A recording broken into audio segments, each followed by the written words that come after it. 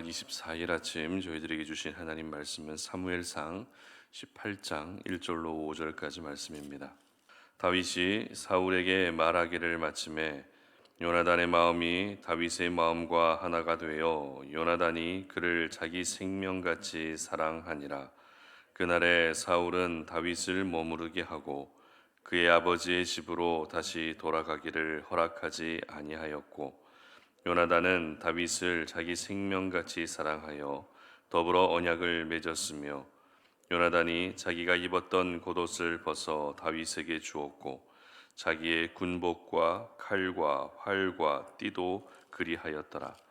다윗은 사울이 보내는 곳마다 가서 지혜롭게 행하며 사울이 그를 군대의 장으로 삼았더니 온 백성이 합당히 여겼고 사울의 신하들도 합당히 여겼더라.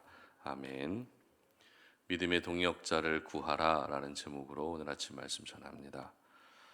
직장에서 같이 일하는 사람을 일컬어서 동료라고 말하죠. 그런데 이 동료를 신앙 안에서는 또 다른 표현으로 동역자라고 표현하게 됩니다. 동료와 동역자의 공통점은 같이 일하는 사람이라고 하는 공통점을 가지고 있습니다. 하지만 같이 일을 한다 해도 어떤 일을 하느냐에 따라서 또 동료와 동역자로 또 나뉘어지는데요. 회사의 이익과 발전을 위해 같이 일하게 되면 동료가 되지만, 하나님의 맡기신 일을 함께 감당하는 그런 역할을 하게 되면 동역자가 되는 것입니다. 그렇기 때문에 우리가 사회생활 하면서는 좋은 동료를 많이 만들 수 있어야 하고, 신앙 안에서는 좋은 동역자를 또 많이 만들 수 있어야 하는 것입니다. 물론 우리가 살아가면서 사람들 때문에 받는 상처와 아픔도 있지만, 그렇지만 또 사람으로 인해서 받게 되는 위로와 사랑도 있기 때문에 오늘도 우리는 믿음의 동역자를 만날 수 있도록 기도해야 하는 것입니다. 오늘 말씀은 바로 이 아름다운 믿음의 동역자의 모습을 보여주고 있는 말씀인데요. 당사자들은 바로 다윗과 요나단이었습니다. 다윗과 요나단의 관계를 흔히 우정의 관계다라고 말을 하는데, 저는 오늘 우정의 관계를 뛰어넘어서 동역자의 관계로 접근해 보려고 합니다. 왜냐하면 다윗과 요나단은 믿음 안에서 만난 관계이고 하나님 안에서 만난 관계이기 때문입니다. 이렇게 믿음 안에서 만난 아름다운 관계를 우정으로 말하기에는 충분히 설명이 되지 않기 때문에 저는 오늘 이 두 사람의 관계는 바로 아름다운 믿음의 관계라고, 동역자의 관계라고 말할 수 있을 것 같습니다. 요나단과 다윗이 처음 대면하게 된 계기는 바로 골리앗과의 싸움이었습니다. 골리앗을 무너뜨린 다윗은 사울과 함께 이야기를 나누게 됩니다. 그런데 사울과 다윗이 이야기를 나누는 그 현장에 사울의 아들 요나단도 함께 자리하고 있었던 것이죠. 자연스럽게 대화의 자리에서 다윗이 하는 이야기를 듣게 된 것입니다. 사울과 다윗이 어떤 이야기를 나누었는지는 구체적으로 성경이 기록하고 있지 않기 때문에 우리가 다 알 수는 없습니다. 하지만 다윗과 요나단 사이에 아름다운 믿음의 동역자의 관계가 만들어지게 된 모든 정황을 보게 되면 그 자리에서 어떤 이야기들이 오고 갔는지는 조금은 알 수 있습니다. 특별히 오늘 본문 1절 말씀을 보시기 바랍니다.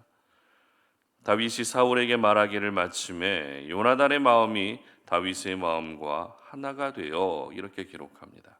무슨 말입니까?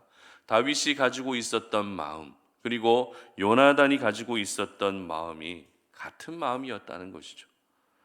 다윗은 평범한 가정에서 태어나서 평범하게 자란 사람입니다. 반면에 요나단은 어떻습니까? 왕궁에서 태어나서 모든 것을 누린 사람입니다. 서로의 출신 배경과 환경만을 보게 되면 공감대가 만들어질 수 있는 것이 하나도 없습니다. 그러나 오늘 성경은 요나단과 다윗이 그 마음이 하나가 되었다라고 분명히 기록하고 있습니다. 그렇다면 도대체 이 두 사람의 어떤 마음이 서로 일치가 되었던 것일까요? 그것은 바로 하나님을 향한 믿음이었습니다. 각자의 출신과 배경은 달랐지만 믿고 의지하고 있는 하나님에 대한 이야기를 듣고 보니 요나단과 다윗의 마음이 같아진 것입니다. 아버지 사울조차도 하나님을 향한 신앙이 순수하지 않았습니다. 그러다 보니 요나단은 왕궁에서 속 시원하게 하나님에 대한 이야기, 신앙에 대한 이야기, 믿음에 대한 이야기들을 편하게 할 수 있는 사람이 없었을 것입니다. 그런데 다윗의 이야기를 듣고 나니 바로 다윗 하나님이 나의 하나님이구나. 다윗이 경험한 하나님이 내가 경험한 하나님이다라고 하는 그 사실을 알게 되었던 것입니다. 이것을 뒷받침해 주는 말씀이 이미 이전에 묵상한 말씀에 기록되어 있는데요. 예전에 블레셋과 이스라엘의 전쟁에서 수적으로 이스라엘이 불리한 상황 가운데 요나단이 병기 든 자 단 두 명이서만 블레셋을 기습 공격했던 것을 여러분 기억하실 것입니다. 그때 요나단이 어떤 말을 했는가 하면 사무엘상 14장 6절인데요. 제가 한번 읽어드립니다.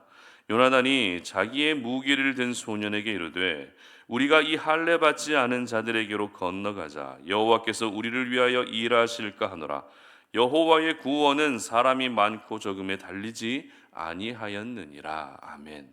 바로 여호와의 구원은 사람이 많고 적음에 달리지 않았다라고 그렇게 이야기한 것이 바로 요나단의 신앙관이었습니다. 그렇다면 다윗은 어떨까요? 다윗이 골리앗 앞에 나서게 될 때의 모습을 기록한 사무엘상 17장 47절을 보면 또 여호와의 구원하심이 칼과 창에 있지 아니함을 이 무리에게 알게 하리라. 전쟁은 여호와께 속한 것인지 그가 너희를 우리 손에 넘기시리라. 아멘. 여호와의 구원은 칼과 창에 있지 않다는 것이 바로 다윗이 가지고 있었던 신앙관이었습니다. 요나단은 여호와의 구원이 사람이 많고 적음에 달려 있지 않았다라고 고백했고 다윗은 여호와의 구원이 칼과 창에 있지 않다라고 고백한 이 두 사람의 신앙관의 핵심은 바로 전쟁은 하나님께 속해 있다라는 것이었습니다. 바로 이 마음이 서로 하나가 된 것이죠. 아버지 사울은 지금까지 모든 전쟁에 오직 자기 힘과 군사력을 믿고 출전했지만 요나단은 매 순간 하나님을 의지하며 전쟁에 나서고 있었던 것입니다. 마침 골리앗을 쓰러뜨린 다윗도 역시 하나님을 의지하며 싸움에 나서고 있었던 것입니다. 오늘 저희들은 동일한 신앙관을 통해서 이 두 사람 사이에 아름다운 믿음의 동력자의 관계가 만들어지는 것을 보면서 우리가 믿음의 동력자를 구하시되 내 성격과 맞는 사람도 중요하고 내가 일하는 방식과 비슷한 사람도 중요하고 어느 정도 두 사람의 호흡도 잘 맞아야 되지만 가장 중요한 것은 무엇입니까? 같은 신앙관, 비슷한 신앙관을 가진 사람을 위해 구할 수 있어야 한다는 것입니다. 신앙관이 비슷하면 서로 다름을 인정해주며 함께 수고하게 됩니다. 하지만 신앙관이 다르면 상대방의 다름을 다름으로 보는 것이 아니라 틀림으로 보게 되는 것입니다. 그러면 믿음의 동력자로 만난 사이라 할지라도 그 관계가 오래 지속되는 것이 어려워집니다. 특별히 오늘 다윗을 향한 이 요나단의 마음을 표현하고 있는 말씀이 있는데요. 3절 말씀을 함께 읽어봅니다. 요나단은 다윗을 자기 생명같이 사랑하여 더불어 언약을 맺었으며 아멘. 어떻게 사랑했다고요? 자기 생명같이 사랑했다는 것입니다. 자기 생명같이 사랑했다는 이 말씀은 1절 말씀에도 동일하게 기록되고 있습니다. 그만큼 다윗을 향한 요나단의 마음이 매우 특별했다는 의미죠. 이것이 바로 믿음의 동력자를 향한 우리의 마음이 되어야 하는 것입니다. 말만 믿음의 동력자라고 말하는 것이 아니라 내 생명같이 사랑하는 마음을 가지는 것이 믿음의 동력자를 향한 나의 마음이 되어야 하는 것입니다. 이렇게 요나단과 다윗은 아름다운 믿음의 동력자로서의 관계가 만들어지게 됩니다. 요나단은 왕궁에서 시원하게 하나님에 대해서 이야기 나눌 수 있는 동력자가 생긴 것입니다. 이제 다윗이 본격적으로 왕궁 생활을 시작할 수 있었기 때문에 그 왕궁 안에서 이 믿음에 대한 이야기, 하나님에 대한 이야기를 둘이서 허심탄회하게 나눌 수 있게 된 것이죠. 그리고 다윗은 어떻습니까? 이후에 사울에게 쫓겨다니는 그런 상황에서도 유일한 소통의 통로로 요나단을 의지할 수 있게 된 것입니다.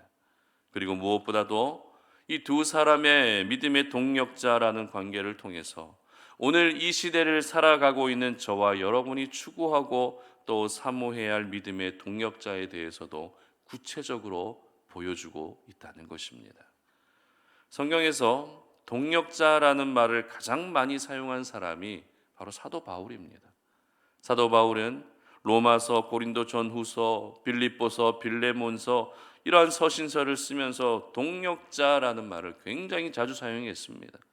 그만큼 사도 바울은 동력자를 소중하게 여긴 사람이죠. 하나님의 나라를 증거하고 그리스도의 복음을 증거하는 삶을 사는 데 있어서 하나님이 맡기신 사명을 감당하는 데 있어서 동력자의 필요성을 매 순간 느끼고 있었다는 것을 보여주는 것입니다. 저도 이렇게 목회를 하면서 이와 같은 동력자에 대한 목마름, 이 동력자에 대한 갈급함이 처음 송탄에 내려왔을 때부터 지금까지도 여전히 있습니다. 그리고 목마름만 있는 것이 아니라 동력자를 허락해 주시도록, 신실한 믿음의 동력자를 허락해 주시도록 정말 열심히 기도하고 있는데요. 사실 이 자리에서 우리가 함께 예배하고 있는 여러분 한 분 한 분이 저에게는 믿음의 동력자이십니다. 기도로 구하고 있는 이유가 무엇이겠습니까? 하나님의 일은 혼자서 감당할 수 없기 때문입니다. 하나님의 일은 함께 감당하는 것이기 때문에 믿음의 동력자를 항상 구할 수밖에 없는 것입니다. 그러므로 여러분도 믿음의 동력자를 만날 수 있도록 오늘 이 하루 특별히 믿음의 동력자를 허락해 주시도록 기도할 수 있기를 바랍니다. 사람들 사이에서 이루어지는 모든 만남을 주관하고 계시는 분이 하나님이시기 때문에 저희들은 믿음의 동력자를 만날 수 있도록 오늘도 기도하고 구해야 하는 것이죠. 그리고 이미 하나님께서 여러분에게 만나게 해주신 믿음의 동력자들이 계시다면 그들을 향해서 어떤 마음을 가져야 된다고요? 내 생명같이 사랑하는, 내 생명처럼 여기는 그런 진정한 사랑으로 그 사람들을 대할 수 있어야 하는 것입니다. 그러므로 우리 송탄오른의 모든 성도님들이 좋은 믿음의 동력자를 만나시고 하나님이 허락해 주신 믿음의 동력자를 내 생명같이 사랑하셔서 아름다운 동력자의 관계가 평생토록 흔들리지 않고 깨지지 않도록 그렇게 기도하시며 믿음의 동력자들과 함께 하나님의 나라를 이루어가는 그런 귀한 은혜가 있으시기를 주님의 이름으로 축복합니다. 함께 기도하겠습니다. 살아계신 아버지 하나님 감사합니다. 오늘도 이 아침에 주님 앞에 나와서 기도하며 이번 한 주를 시작하고 또 오늘 이 하루를 시작합니다. 하나님, 우리 힘으로 이 한 주를 살아갈 수 있는 힘이 없습니다. 이 하루를 살아갈 힘이 우리에게는 없습니다. 그래서 오늘 이 시간 주님 앞에 기도하며 하나님의 은혜를 구하고 하나님께서 우리와 함께 해주시기를 소망하며 이 시간 더 깊은 기도의 자리로 나아가고자 합니다. 아버지 하나님, 우리가 기도의 자리로 나아갈 때 향방 없이 기도하는 것이 아니라 오늘 주신 그 생명의 말씀을 기억하며 특별히 믿음의 동력자를 구할 수 있는 그런 아침이 되게 하여 주시옵소서. 하나님께서 나에게 맡겨주신 믿음의 동력자 그 한 사람 한 사람을 내 생명같이 사랑할 수 있는 그런 마음을 허락해 주시고 하나님이 붙여주시고 만나게 하신 믿음의 동력자들과 함께 하나님이 기뻐하시는 일들을 감당할 수 있는 저희들 되게 하여 주시옵소서. 감사드리며 예수님의 이름으로 기도드립니다. 아멘.